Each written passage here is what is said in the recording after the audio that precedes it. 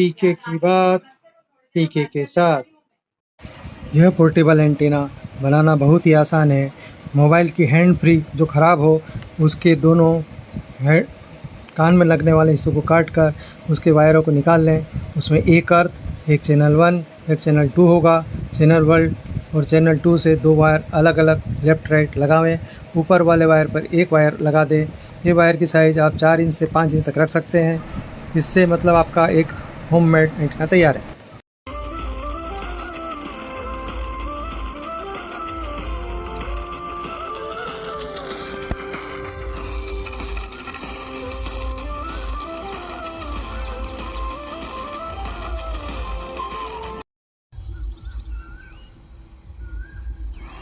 Frequency modulation band 102.2 megahertz પર આ પ્રસારણ આપ સાંભળી રહ્યા છો આકાશવાણીના ગોધરા કેન્દ્રનું તરફથી મળેલ આ જીવનની પ્રત્યેક ક્ષણ આનંદપૂર્વક જીવી લેવી।